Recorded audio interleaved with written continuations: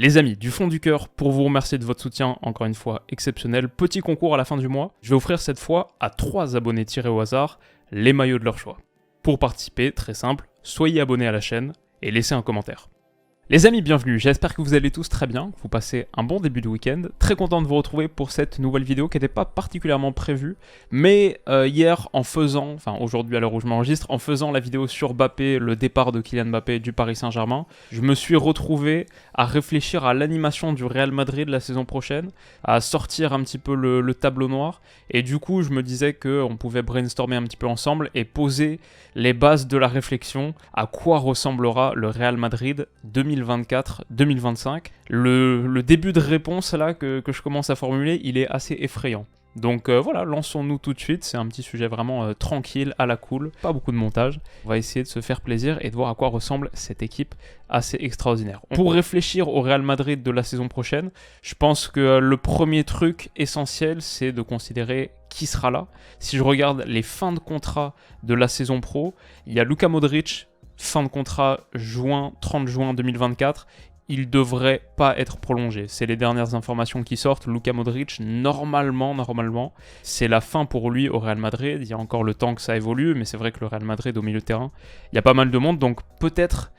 J'ai pas fait de pion Luka Modric, je me suis dit que le Real part sans lui saison prochaine. En revanche, Toni Kroos est aussi en fin de contrat. Vu le niveau actuel, vu ce qu'il montre, même cette saison encore au Real Madrid, à quel point il est important. Là, je suis plutôt parti du principe qu'il aurait au moins une année supplémentaire. Je pense qu'à 34 ans, voilà, ça va se faire année après année, saison après saison. Je précise aussi sur toute cette vidéo, moi je suis pas supporter du Real, ce que je montre là et ce que je dis, c'est un petit peu la vue lointaine. J'ai pas forcément plus d'éléments que quiconque, enfin j'ai pas plus d'éléments que quiconque c'est sûr, mais pas plus d'éléments aussi je pense que les supporters qui suivent chaque dossier méticuleusement. Donc peut-être que je me trompe sur certains trucs. Mais Kroos, je sais pas si je devais parier là, oui ou non, je dirais peut-être au moins une année en plus.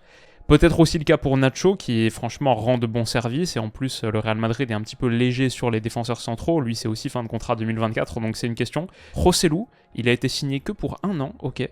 Je sais pas s'il y a une année en bonus ou quoi, mais bon, du coup, s'il est en fin de contrat à la fin de cette saison, avec l'arrivée d'Hendrick, je suis pas certain qu'on lui donne une année supplémentaire. Enfin, le dernier qui est fin de contrat 2024, c'est Lucas Vazquez, et ça aussi, je sais pas exactement ce que ça donnera. Mais c'est pas les trucs les plus importants, surtout la question Kroos m'intéressait. Quand on commence à réfléchir à quoi ressemblera le 11 du Real, le premier pion que je pose, c'est Vinicius.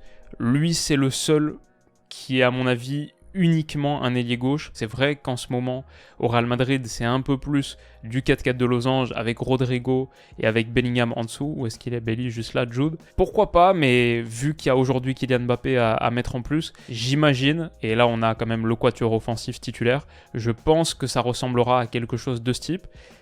Vinicius donc, ailier gauche, Kylian Mbappé en pointe, parce que ça fait très longtemps qu'il n'a pas joué à droite, et parce que Rodrigo, voilà, il faut pas sous-estimer l'apport de Rodrigo, c'est un joueur aussi hyper important. Voilà, je commence à réfléchir, à poser quelques bases vite fait, et je me dis, il n'y a pas beaucoup d'autres manières en tout cas de considérer ce trio offensif. Je pense effectivement que même si c'est pas sa position préférentielle et celle qui l'affectionne le plus, il y a eu toute cette histoire autour du pivot gang, etc.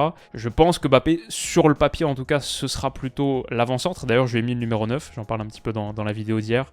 Le 10, c'est celui de Luka Modric. Bon, peut-être qu'il pourrait le récupérer avec un potentiel départ de Modric. Le 7, ça n'a pas bougé, c'est le numéro de Vinicius. Le 9, comme la première saison de Ronaldo au Real. Je vois Mbappé avec le numéro 9, mais en tout cas, ouais, je pense du coup plus dans cette position axiale. Rodrigo à droite, Vinicius à gauche. Pose aussi la question de Bellingham. En fait, le truc avec Kylian Mbappé, c'est que c'est un transfert assez particulier, parce que niveau zone qu'il aime occuper sur le terrain, si on le laisse faire, entre guillemets, il marche un peu sur les pieds de Vinicius et il marche un petit peu sur les pieds de Bellingham, parce que Bellingham, cette saison, c'est quasiment l'avant-centre, le buteur du Real Madrid. Il a quoi, 17 buts en Liga, un truc comme ça, des stats folles, un peu plus d'une vingtaine, toutes compétitions confondues, et bien sûr, ses projections dans la surface, à la réception de centre, il montre des dispositions et des qualités dans le dernier tiers pour finir, qui sont juste impressionnantes.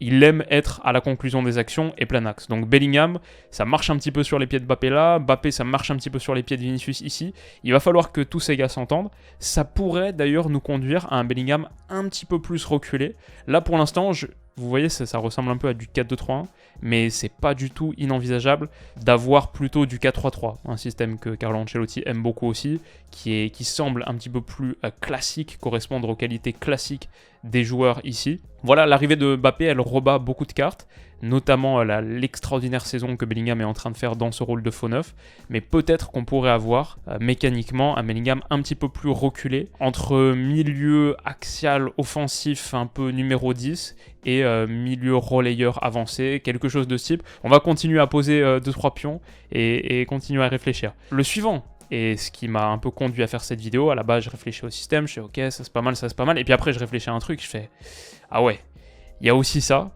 c'est qu'hier, un accord a été trouvé entre Alphonso Davies et le Real Madrid. Tu commences à ajouter Davies à l'équation là, et ça commence à ressembler à une équipe imbattable, effrayante. En tout cas, il n'y a pas d'équipe parfaite, pas d'équipe imbattable en foot. Mais Alphonso Davies sur le côté gauche, si un accord est trouvé entre Real et Bayern, il lui reste 1 an de contrat, il est en fin de contrat 2025 au Bayern. Il faut donc payer une indemnité de transfert, c'est pas comme avec Mbappé. Mais si un accord est trouvé et qu'Alphonso Davies arrive cet été au Real, waouh, ça commence à être assez effrayant offensivement. Et on aurait donc, avec Vinicius aile gauche, des débordements d'Alphonso Davies, on aurait un couloir, bon, extrêmement offensif, faut dire. Alphonso Davies un peu susceptible aux blessures aussi, mais surtout défensivement, parfois pour couvrir les grands espaces, quand tu dois en transition défensive, c'est pas mal, avec sa vitesse.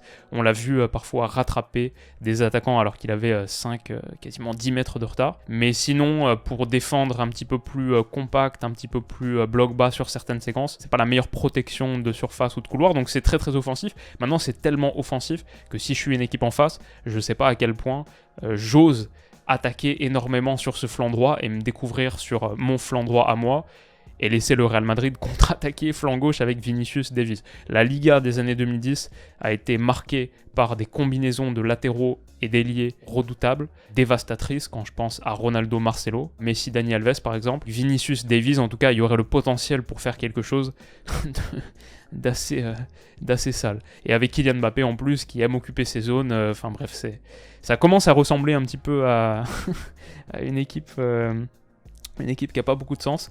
Mais ça, du coup, c'est les 5 premiers pions que je commence à poser avec 2 recrues, donc avec quand même le point d'interrogation Alphonso Davies. On ne sait pas encore s'il vient, mais s'il vient, ça ressemble à ça. Bon, la question logique, la suite, c'est celle du milieu de terrain, où on a beaucoup de monde. Il y a beaucoup de monde au Real Madrid. Il y a Tchouaméni, il y a Kroos, il y a Fede Valverde. Je crois que je l'ai mis ici. Camavinga également. Ça commence à être complexe et on peut parler même des Brahim Diaz, potentiellement Arda Güler qui je crois va repartir en prêt. J'ai lu une petite info aujourd'hui, je sais pas si c'est vrai mais bon il a que 18 ans. Il commence à y avoir du monde dans sa zone donc peut-être qu'il va aller faire un petit prêt. Mais tout ça pour dire au milieu de terrain c'est costaud. Si on devait être sur un 4-2-3-1, je dirais que ça va beaucoup bouger parce qu'il y a beaucoup de matchs à jouer. En vrai est-ce que c'est très pertinent de réfléchir à des 11 titulaires aujourd'hui dans le foot moderne, c'est plutôt des groupes de 17, 18, 19 joueurs qui gagnent les titres. Mais si on doit réfléchir à un 11, peut-être quelque chose comme Kroos, Valverde, Kroos, Tchouaméni, ça marche aussi. Si c'est un milieu à 3, là je pense que c'est forcément un de Kroos ou Tchouaméni. Kroos dans un rôle de 6 un peu organisateur regista, ou alors Tchouaméni en 6 un petit peu plus sentinelle défensif. Mais je pense qu'un des deux, et ensuite Valverde et Bellingham de cette manière, ça pourrait être quelque chose comme ça. Ça pourrait être aussi donc Kroos sous Valverde et Bellingham. Ça, c'est plutôt si on est sur un système A3. Mais si on reste sur ce truc en 4-2-3-1 comme ça, avec disons, allez, Kroos, Tchouaméni, et pour l'instant on met Valverde un petit peu de côté. Davies reste ici. Il y a aussi la question Camavinga. Camavinga, on le met pas dans l'équation depuis tout à l'heure, mais lui, il peut être sur ce numéro 6, un petit peu reculé devant la défense. Comme il peut être dans un rôle un petit peu plus avancé aussi, c'est le vrai couteau suisse. Il peut être latéral gauche aussi. Comme Tchouaméni a montré qu'il pouvait être défenseur central. Je crois que cette saison 2023-2024, la polyvalence tactique qui a été générée par Carlo Ancelotti en mettant plein de gars pas à leur poste, aujourd'hui, elle te permet d'avoir cet effectif football manager ou cet effectif un peu comme le Man City de Pep Guardiola, où j'ai l'impression qu'il y a 5, 6, 7 joueurs qui peuvent évoluer à 3 ou 4 positions différentes sur le terrain, ce qui fait vraiment une équipe effrayante. Bon, pour l'instant donc on a un petit peu ça, je vais remettre Camavinga sur le banc l'espace d'un instant. Courtois va revenir de blessure saison prochaine, donc ok, mais la très bonne nouvelle aussi pour le Real Madrid, c'est que Lunin à 25 ans fait un super intérim, là depuis quelques matchs c'est vraiment solide. Il y a aussi un peu de relève au poste de gardien, Courtois c'est encore jeune, mais si jamais il devait y avoir une rechute, une blessure, t'as ce gars-là qui est une vraie bonne doublure. On n'a pas parlé de l'âge aussi pour l'instant des joueurs offensifs. Mbappé c'est 25 ans, Bellingham c'est 20 ans, Rodrigo c'est 23 ans, comme Vinicius aussi 23. Tchouaméni c'est 24 si je me souviens bien. Bon, encore un élément un petit peu terrifiant pour les autres parce que potentiellement le Real peut dominer pendant pas mal d'années à venir. On a parlé un petit peu de Valverde, lui il peut être couteau suisse parce que dans un rôle un petit peu plus défensif, on peut le mettre là en doublure de Rodrigo. Il peut aussi occuper ce rôle de latéral droit de temps en temps, mais si on doit compléter avec des défenseurs titulaires, bon bah je pense que je mettrais à son retour de blessure Eder Militao, Rudiger, et ensuite David Alaba qui peut être là, qui peut être ici. Il commence à y avoir pas mal de profondeur. Et donc on a 3 centraux, 4 avec Nacho, peut-être 5 si Leny Yoro devait arriver. Allez, on va le créer tout de suite. Potentiellement en profondeur s'il arrive, s'il était recruté depuis le LOSC on parle d'une 60aine de millions d'euros. Une des questions qui reste, c'est le poste de latéral droit qui est peut-être un des points de vulnérabilité du Real Madrid parce que Carvajal commence à avoir un petit peu d'âge. Est-ce que ça pourrait être au point où il y a tellement de profondeur d'effectifs que sur certains matchs, tu privilégies même plutôt un gars comme Fede Valverde. Après, ça commence à ressembler à un système très offensif. Valverde, Davies, tes latéraux quand tu as déjà Rodrigo et Vinicius sur les côtés devant et Bellingham, Mbappé aussi, que 2 milieux à vocation défensive entre guillemets. C'est une possibilité. Après, j'aime beaucoup la verticalité qu'apporte Valverde, son énergie aussi.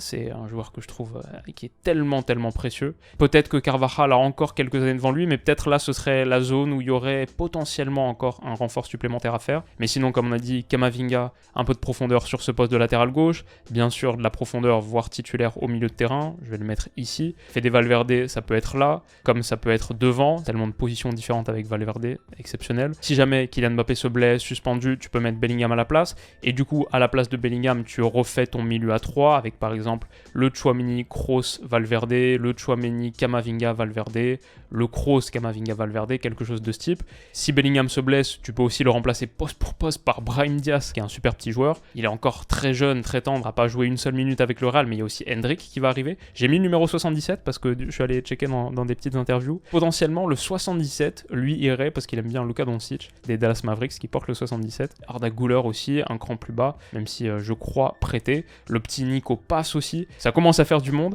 À gauche, j'ai pas parlé de Miguel Gutiérrez, qui est à Girona, dont on a discuté l'autre jour dans la vidéo d'analyse de Girona. Le Real Madrid a une clause de rachat, je crois, à 8 millions pour lui. Et c'est le joueur le plus utilisé par Girona cette saison. Il est vraiment très bon.